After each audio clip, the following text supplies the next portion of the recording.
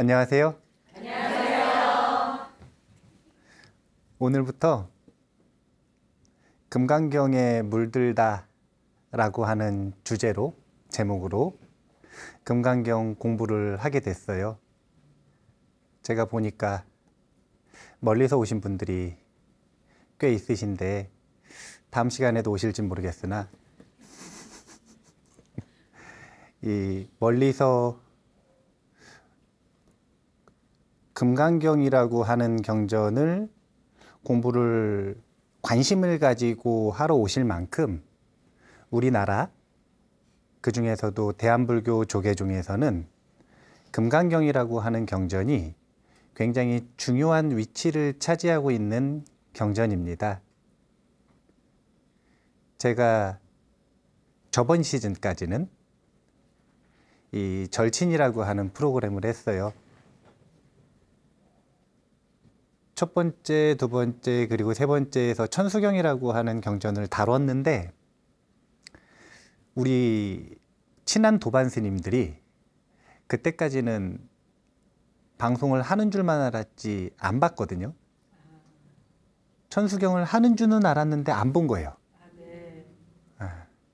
그런데 이제 이번에 뭐 하냐고 또 뭐 하냐고 물어봐가지고 금강경 한다 그랬더니 우리 도반 스님들이 저한테 한결같이 조심하라 그러더라고요. 조심하라는 게 이게 재밌는 상황은 아닌데 조심하라고 하면서 이유는 금강경을 하면 이제 스님들이 지켜볼 거다 이거예요. 지켜볼 거다 이거예요.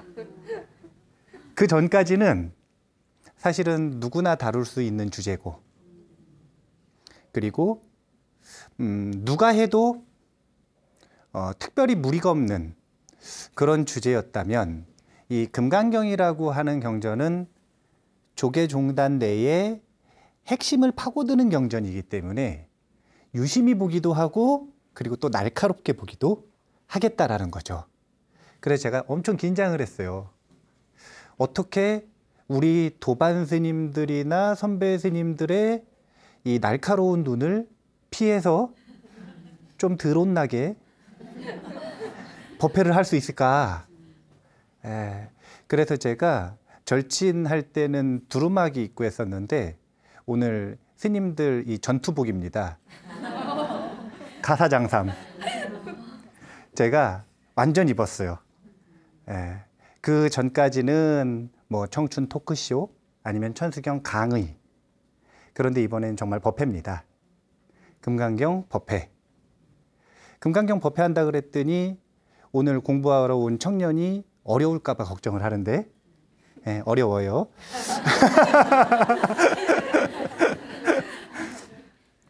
근데 정말로 어떤 금강경을 해야 될까 고민을 많이 하기는 했어요.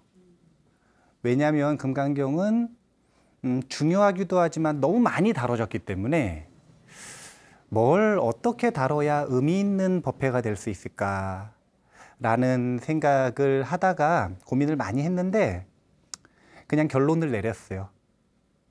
그냥 원빈 스님 식대로 하자. 그대로 하자. 어차피 못하는 거 해봐야 잘할 수도 없고 그냥 하던 대로 해서 혼나면 혼나고 안 혼나면 안 혼나고.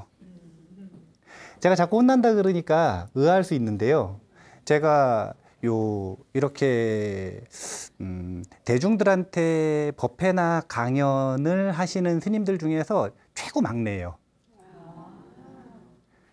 최고 막내, 최고 막내.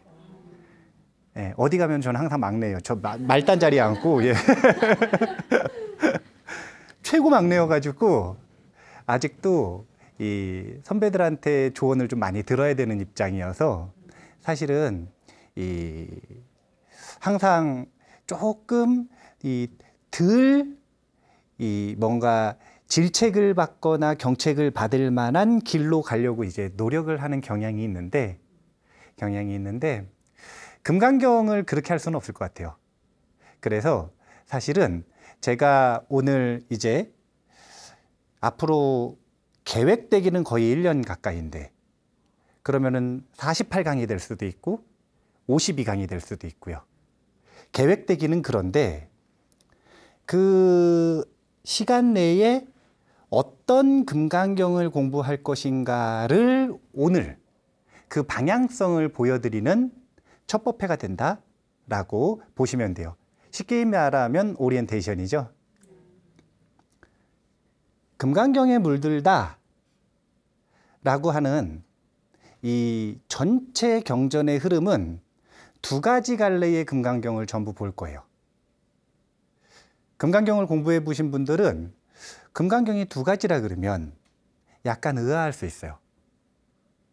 왜냐하면 한 가지라고 생각을 하니까. 그런데 금강경은 두 가지 갈래의 금강경이 있습니다.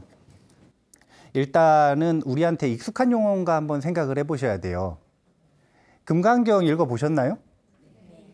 이 대승이라고 하는 단어 들어보셨어요? 아, 여기 당연히 들어봤죠. 금강경 내에서. 우리한테 왜 익숙하냐면 첫 번째, 금강경은 대승경전이에요? 소승경전이에요? 그렇게 알고 있죠? 예, 그래서 대승경전이다. 두 번째는 금강경의 대의를 이야기할 때 아공과 법공을 이야기하고 있다라고 하는 경전 설명들이 있거든요. 그러니까 공성을 논하는 경전이 바로 금강경이다. 이게 핵심이다라고 이야기를 하기 때문에 공이라고 하는 단어를 그냥 금강경 하면 너무 쉽게 떠올리는 거예요.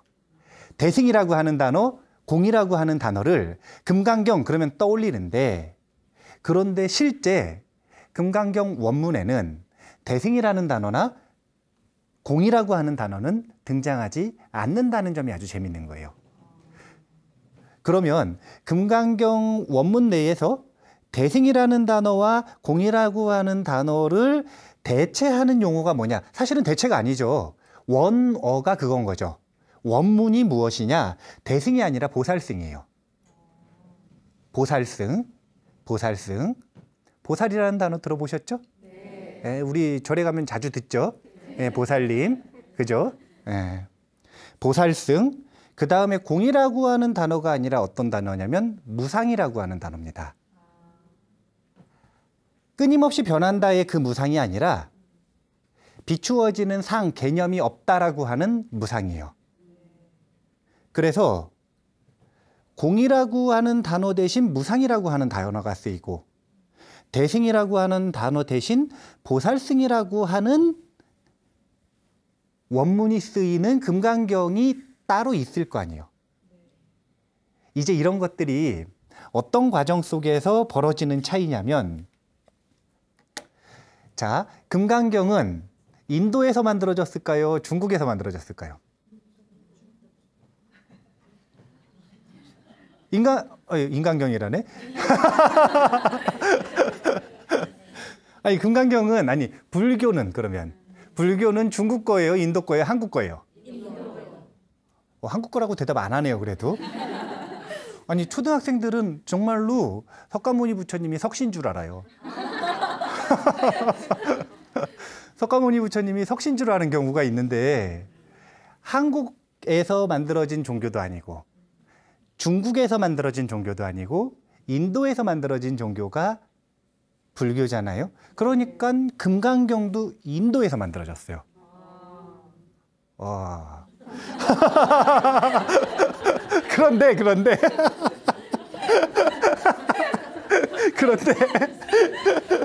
그런데 이 인도 금강경이 이제 그때 당시에 인도에서 금강경이 만들어질 때의 언어가 산스크리트어라고 하는 언어가 있었거든요.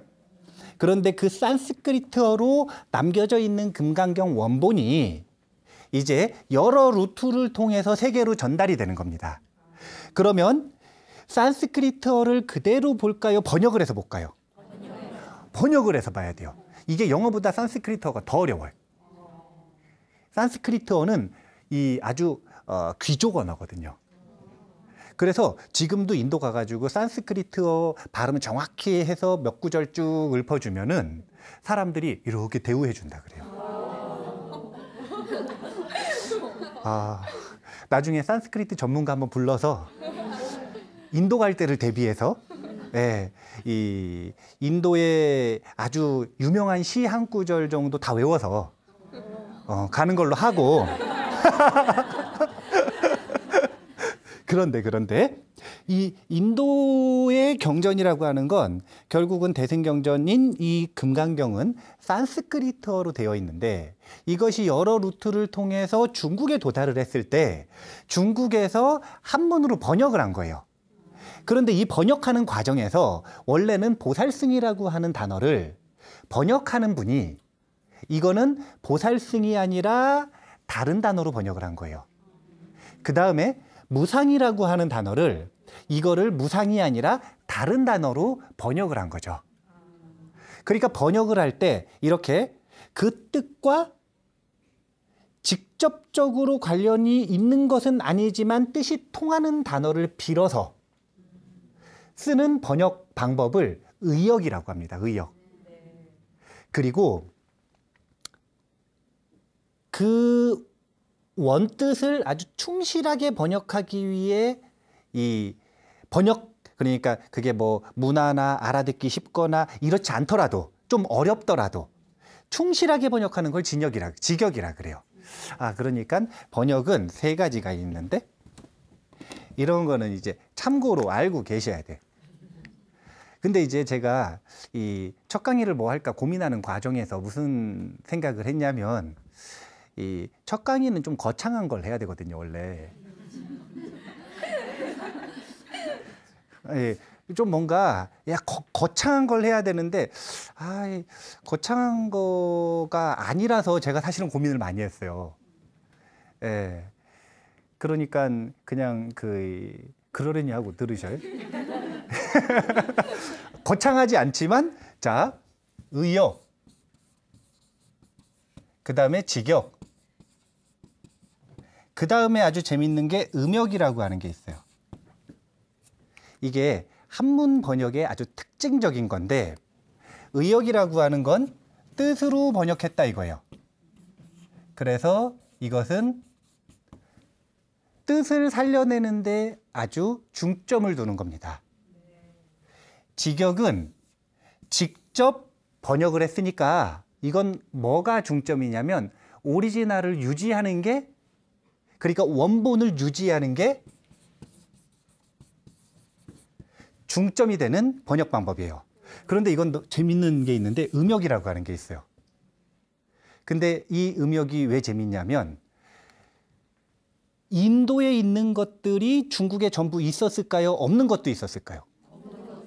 그러니까 인도에서는 이걸 뭐라고 단어를 쓰는데 중국에는 이런 단어가 없는 거예요. 그러면은 번역할 수 있는 단어가 없잖아요. 그럼 어떻게 하냐면 음만 따가지고 번역을 하는 거예요. 음만 따가지고. 그 중에 하나가 뭐냐면 이 귀하다 할 때 나무예요. 나무. 인도 가면은 전 안 가봤어요. 네, 전 안 가봤는데 인도 가면은 나마스테 이렇게 인사를 한다 그러던데 가보신 분들 맞아요? 진짜죠? 예, 확인해 봐야 돼. 예. 근데 나마스테 이렇게 인사를 한대요. 근데 그 나마스테 할 때 이게 이 번역을 할 때 의역을 하면 귀의가 되는 거고 의역이나 직역을 하면 귀의가 되는 거고 음역을 하면 나무가 되는 거예요. 그러니까 나마를 나무라고 소리만 빌려가지고 지금 한문으로 쓰고 있는 거죠. 그러니까 이런 걸 모르면 어떻게 되냐면 혹시 나무아미타불이라고 하는 단어 아세요? 네. 나무아미타불? 네. 네. 근데 이게 음역된 단어라는 걸 모르면 그 사실 자체를 모르면 그러니까 불교학에 대해서 모르면 이걸 아무리 한자를 잘 알아도 번역을 못하는 거예요. 나자가 남령 남자를 써요. 남쪽 할 때 남자. 그러니까 사실은 원래 음이 남무예요. 근데 나무라고 읽죠. 그 다음에 무자가 없을 무자거든요. 그러면은 직역해서 해석하면 어떻게 되느냐. 남쪽에는 아미타 부처님이 없다. 나무 아미타불이라는 뜻이 남쪽에는 아미타 부처님이 없다. 뭐 틀린 말은 아니죠. 서쪽에 계시다 그러니까. 서쪽에 계시다 그러니까 틀린 말은 아니지만 본 뜻을 나타내지 못하는 거예요. 아미타 부처님께 나마스테 귀합니다라고 하는 뜻인데 그 뜻을 밝혀낼 수가 없는 거예요. 그래서 제가 의역과 직역과 음역이라고 하는 게 있다라는 걸 알려드리는 건데 제가 두 가지 금강경이라고 할 때는 요거는 안 쓸게요. 보이니까. 아마 PD님이 여기 이렇게 CG나 뭐 이런 걸로 이렇게 처리를 해주실 거예요. 두 가지 금강경이라고 할 때 제가 이제 이 단어들은 반복적으로 계속 쓸 가능성이 높아요. 첫 번째는 인도 금강경이 있어요. 이거는 원본에 가까운 거죠. 원본에 가까운 것. 그런데 그것이 후대에 다른 나라로 전달이 돼서 번역되고 그것이 그 나라에 맞게 발전하는 과정에서 새로운 문화가 나오는 건데 그중에 대표적인 게 중국 금강경이에요. 그리고 우리나라에서 익숙한 금강경은 중국 금강경이에요. 우리나라 사람들은 뭐가 익숙한가? 중국 금강경이 익숙한 거예요. 그래서 금강경 하면 공 딱 떠오르는 거예요. 제가 공을 좋아하기는 해요. 탁구공을 굉장히 좋아하는데 아니 왜 제가 탁구공을 굉장히 좋아하기는 하는데 예, 이 탁구 잘 치시는 불자님들 계시면 한번 오세요. 예. 예, 공을 타파 아닌지 아집을 타파하는 거구나. 아집을 타파해서 이 아공과 법공을 깨닫는 건데 그러니까 중국 금강경 하면 공이 딱 떠오르는 것. 이게 지금 중국 금강경에 우리가 치우쳐서 물들어 있다라는 걸 반증하는 거예요. 두 가지 금강경 하면은 이제 저 용어는 계속 쓸 거예요. 인도 금강경, 중국 금강경. 그럼 이 둘은 무슨 차이가 있느냐? 인도 금강경은 오리지널에 가까운 것이고 중국 금강경은 중국화가 되었지만 우리나라에 굉장히 익숙한 문화라는 것. 자, 잘 생각해 보세요. 중국 금강경이 우리한테 익숙하대요. 그 얘기는 인도 금강경은 익숙하다는 거예요? 낯설다는 거예요? 낯설다는 거예요. 그러니까 원본이 우리에게 낯설면 이게 올바른 이해를 이끌어 나가는 데 있어서 어려움이 있기 때문에 제가 사실은 익숙한 거 안 하고 낯선 거 하면은 좀 혼날까요? 안 혼날까요? 막내가 그런 거 하면 혼나거든. 막내가 그런 거 하면 좀 혼나거든요. 예, 근데 이제 총대 메고,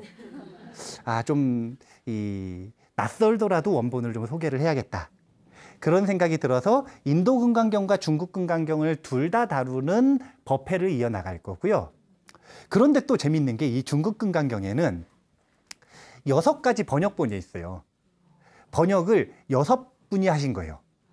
각자 다른 스타일로 하셨는데 그 중에서 한 분의 금강경이 우리에게 제일 익숙한 거예요. 그게 누구냐면은 구마라집 스님이라고 하는 스님이요.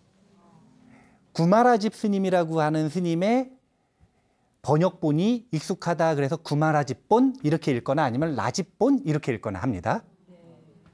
그 다음에 5분의 다른 스님들이 계시는데 또 현장 스님이라고 하는 스님이 있어요. 이 현장 스님이 누군지 아셔요? 네, 삼장법사. 삼장법사. 네, 손오공 잡는 삼장법사. 네. 요즘 초등학생들은 삼장이 여자인 줄 알아요. 드라마 봐가지고 그게 뭐 화육인가? 네. 그거 해가지고 삼장이 이제 여자하고 손오공이 남자인 줄 알아요. 그게 이제 문화의 힘인 건데 예전에는 이제 예전 분들 그러니까 여기 요즘에 그 화육이 그 드라마만 보신 분들이 아니라 그전 것도 보신 분들은 삼장이 이 비구 스님인 걸 알아요. 그러니까 이건 뭐냐면 그 치키치키 차카차카 그거 있잖아요. 그게 뭐죠? 나라라 슈퍼보드. 거기 보면은 이 손오공과 저팔계와 사오정, 예, 귀 안 들리는 사람 있잖아요, 잘. 예, 나방 그리고 뽑고.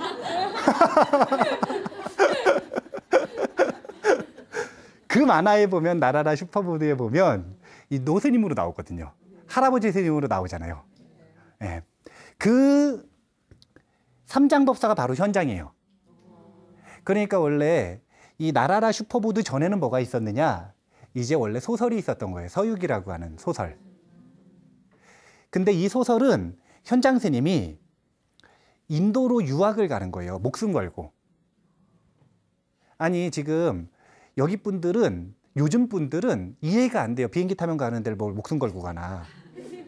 근데 비행기가 없을 때는 아주 험준한 산맥을 넘어서 수년간의 여정으로 거기를 목숨 걸고 가는 거예요. 100명 가면은 한두 명 도착할까? 중간에 다 죽는 거예요. 그러니까 목숨 걸고 경전 구하러, 경전 배우러 가는 건데 이 청년 스님이, 잘 생각을 해보세요. 목숨 걸고 산맥을 넘어야 되는데 나이가 많은 스님이 가는 게 유리할까요? 젊은 스님이 가는 게 유리할까요? 그러면 젊은 스님은 출가한 지 오래됐어요? 얼마 안 됐어요? 그래, 막내라 이거라, 막내라. 그러면은 지금 도력이 높을 가능성이 높아요? 낮을 가능성이 높아요? 도력이 그렇게 높을 가능성도 있지만 아닐 수도 있죠. 그러니까 의지할 건 뭐밖에 없는 거냐면 개정해 사막밖에 없는 거예요. 이 개가 뭐냐면 저팔계, 정이 뭐냐면 사오정, 그리고 해를 나타내는 게 공, 저 공자가 들어가서 손오공. 이 세색에 의지해서 108요괴를 막 물리치고 다니잖아요. 그게 뭐냐면 108번뇌를 이기면서 간다는 거예요. 목숨을 걸고 가니까. 그래서 이게 원래는 다큐멘터리식으로 이렇게 제작되어서 나온 게 대당서역기라고 하는 게 있는 거고, 그것이 뭔가 좀 애니메이션처럼 대중들에게 재밌게 나온 게 서유기가 되는 거예요. 그것이 이제 이 서유기가 각종 영화와 이 소설과 애니메이션으로 각색돼서 지금 이제 대중들에게 알려져 있는데, 이 이야기가 딴 데로 됐는데 그 스님이 현장이라. 예, 그 스님이 현장이라. 그러니까 우리가 삼장법사 그러면은 이제 요 현장 스님을 대표로 이야기를 하는 건데, 사실은 삼장이라고 하는 건 이분만 삼장이 아니라 스님들이 공부하는 경전에는 경율론이라고 하는 세 가지 카테고리의 경전이 있는데, 이 세 가지를 전부 마스터한 사람을 삼장법사라 그러는 거예요. 그러니까 청년 현장 스님은 청년임에도 불구하고 개정의 힘이 강했고, 그 다음에 경율론 3장을 마스터하고 있었다라는 이야기겠죠. 예. 아니면은 뭐 목숨 걸고 갔다 와서 경전 많이 가져와서 번역을 했으니 존경하는 의미에서 나중에 3장이라고 했을 수도 있을 거고요. 예. 뭐가 맞는지는 전화해 봐야 되니까. 안 그러면 정확히 모르니까 전화를 안 받으셔가지고.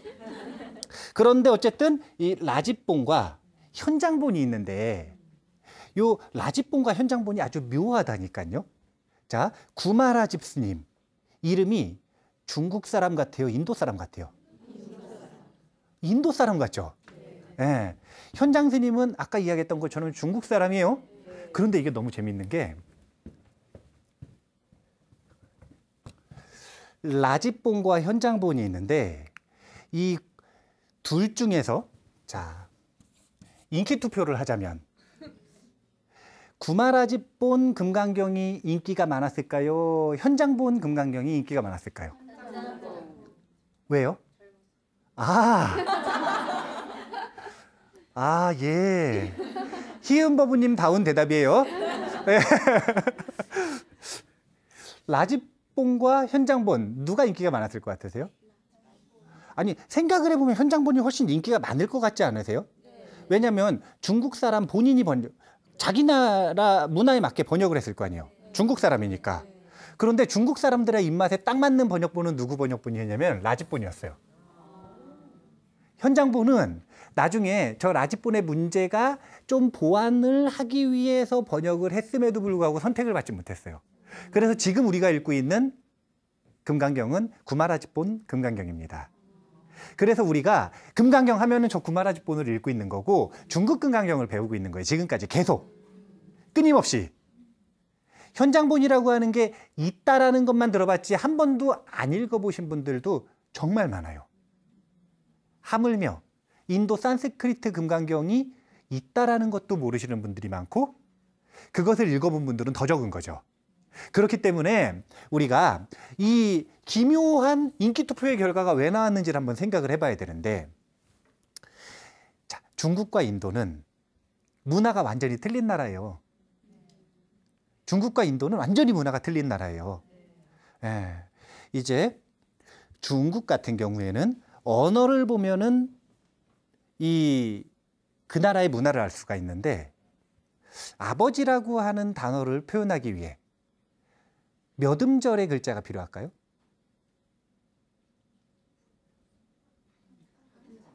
일음절이죠. 부.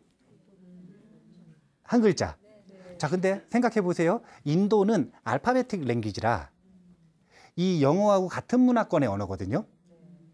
그러면 알파베틱 랭귀지를 가지고, 그러니까 영어로 간단하게 생각을 해서 아버지 표현하려면 F, A, T, H, E, R 6글자죠. 뭔가 지금 언어가 복잡하고 언어에 의지하는 바가 크다라는 것들을 보여주는 거예요. 중국어는 굉장히 함축을 좋아해요. 아주 짧게 표현하는 걸 좋아해요. 그거보다 조금만 길어지면 다 사족이라고 쳐버려요. 좋은 시로 쳐주지도 않고 좋은 문장으로 쳐주지도 않아요. 근데 영어는 굉장히 시각적이고 자세하게 붙이는 걸 좋아해요. 그래서 무슨 표현한 다음에 that, 그러다가 when, 관계대명사 써가지고 계속 큰 거 얘기하다가 거기 중간에 들어가니까 거기를 또 자세하게 표현을 해. 그러다가 시간이 좀 지나가지고 그때를 또 자세하게 표현을 해요. 굉장한 복합문이거든요. 그래서 알파베틱 랭귀지를 쓰는 사람들의 특징은 말이 많아요. 자세하게 표현하는 걸 좋아해요. 장점은 세밀하게 연구하고 자세하게 한다는 건 좋으나 언어에 의지하는 바가 큰 거예요.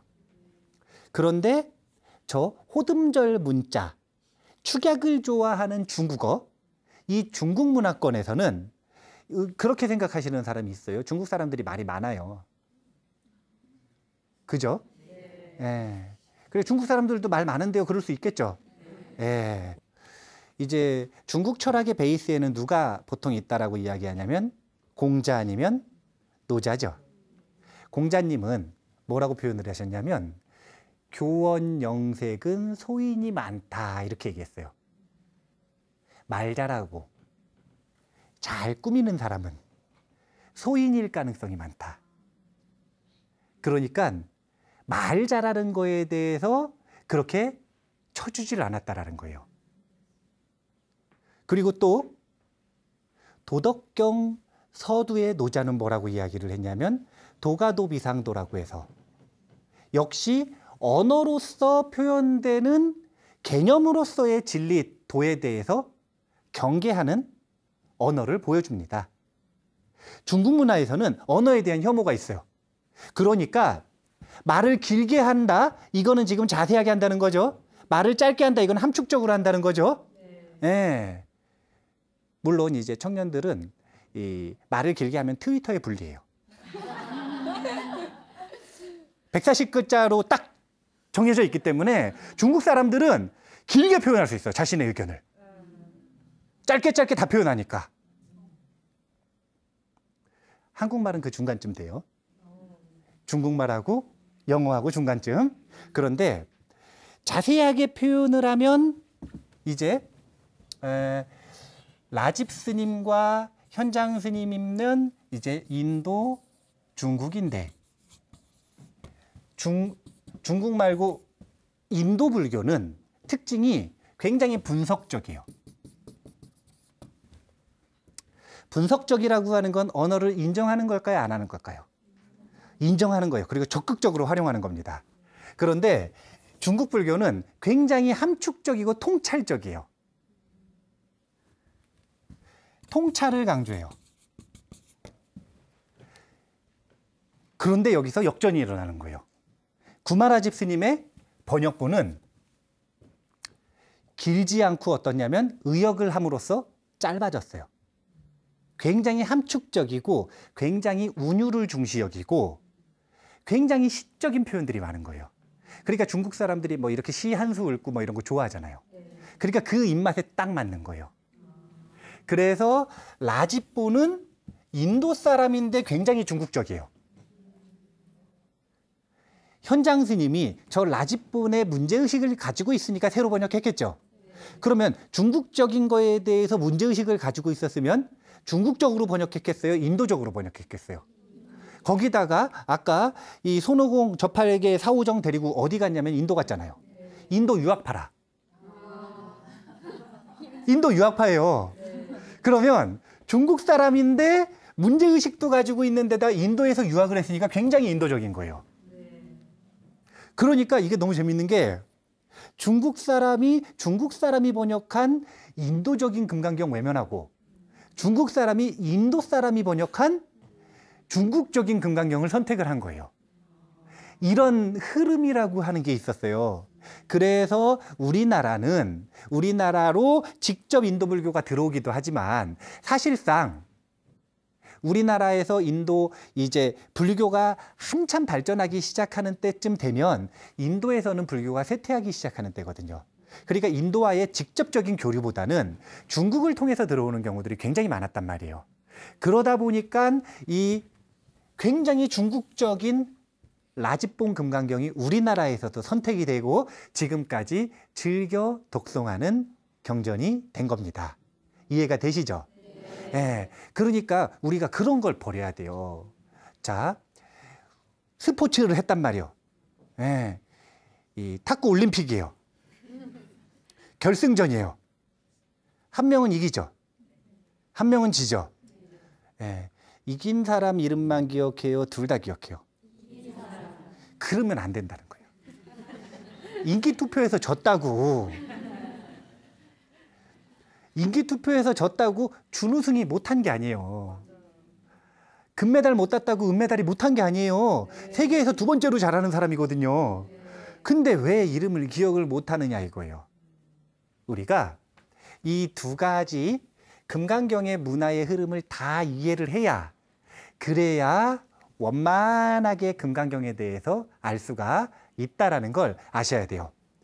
그 다음에 이제 두 가지 금강경에서 요거는 다음 시간에 자세하게 다룰 건데 그 내용적인 측면에서 보면 금강경 하면은 반야의 경전이에요? 아니면 자비의 경전이에요? 반야의 경전이죠. 이렇게 우리가 알고 있잖아요. 이게 뭐냐면 중국 금강경이에요.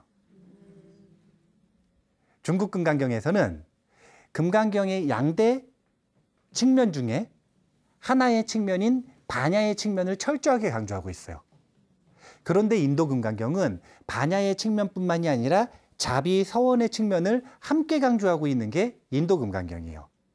그래서 이제 이 중국에서는 금강경을 반야의 경전이라고 하고 이 인도에서는 자비의 금강경이라고 썼지만 보살승 경전이라고 표현을 하는 거예요. 보살승 경전이라고 표현을 하는 겁니다. 이 세 가지 부류에 대해서는 제가 이제 다시 반복해서 자주 이야기를 할 거예요. 그리고 용어도 그대로 많이 쓸 거예요. 그러니까 기억을 잘 해두시면 되고요. 자, 우리가 여기까지의 내용을 정리하면 인도 금강경과 중국 금강경 중에 어디에 지금 치우쳐 있냐면 중국 금강경에 치우쳐 있다라는 것. 그 다음에 중국 금강경의 대표 번역본이 두 가지가 있는데 라집본과 현장본이 있는데 이 젊은 스님이 애써가지고 번역한 현장본은 외면을 당했어요. 외국인이 와가지고 중국 사람들에 딱 맞게 번역을 한 라집본이 이유는 뭐 때문이면 중국적이라 선택을 받아서 지금까지 독송되고 있다. 그런데 이 라집본을 공부하는 흐름 속에서 반야의 흐름과 자비의 흐름의 두 갈래 길 중에 철저하게 반야의 흐름에 초점이 맞춰져서 우리는 금강경을 지금까지 공부를 하고 있었다. 그래서 원만하게 공부하려면 첫 번째는 중국 금강경, 인도 금강경을 둘 다 알아야 되고 두 번째는 라집본과 현장본을 둘 다 알아야 되는데 이거는 생략하고 세 번째는 반야의 측면과 자비의 측면을 함께 배울 수 있어야 된다. 이런 내용을 우리가 요 흐름을 잘 알기 위해서 기억을 하시면 되고요. 그렇다면 이제 금강경의 설법 시기라고 하는 건 언제인가 라는 것에 대해서 이야기를 할 때 우리가 금강경은 부처님 당시에 설해졌을까요? 아니면 부처님 이후에 나중에 설해졌을까요? 전통적으로는 무조건 금강경은 부처님 당시에 설해진 거예요. 이게 중국 금강경의 특징이에요. 그런데 이제 고증학이라고 하는 이 불교사를 연구하는 방법론들이 발달하기 시작하면서 현실 역사에 가까운 시간관으로 어떤 경전이 어떤 때 나왔는지에 대한 이 불교사가 연구가 되기 시작했어요. 사실 이것도 되게 재밌는데 영국 사람들이 이걸 했어요.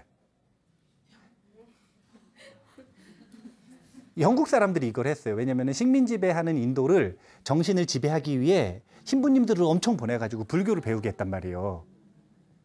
그런데 불교를 배우다가 보니까 이 사람들의 목적은 뭐였냐면 석가모니 부처님이 실존 인물이 아니라는 걸 증명하기 위해 열심히 연구를 했으나 연구를 해보니까 실존 인물인 걸 밝힌 거예요. 본인들이. 이 사람들은 목적이 뭐였냐면 석가모니 부처님 이거 저희 실존 인물 아니다 이걸 밝히고 싶었던 거예요. 근데 연구를 열심히 하다가 보니까 실존 인물이네요. 그러니까 학자로서의 양심이 아니라고 할 수는 없고 그래서 역으로 그래 석가모니 부처님은 실존 인물입니다. 이렇게 밝히기 시작을 하면서 그 연구 방법론 가지고 쭉 연구가 이루어진 결과물들이 지금 현대에서 공유하고 있는 학계에서 공유하고 있는 불교사에 대한 관점들이에요. 근데 학계에서 공유하고 있는 현대적인 불교사의 관점에서는 금강경은 부처님 당시에 설해진 경전이 아니에요. 자, 전통적인 관점에서는 이런 표현들을 씁니다. 뭐라고 그러냐면은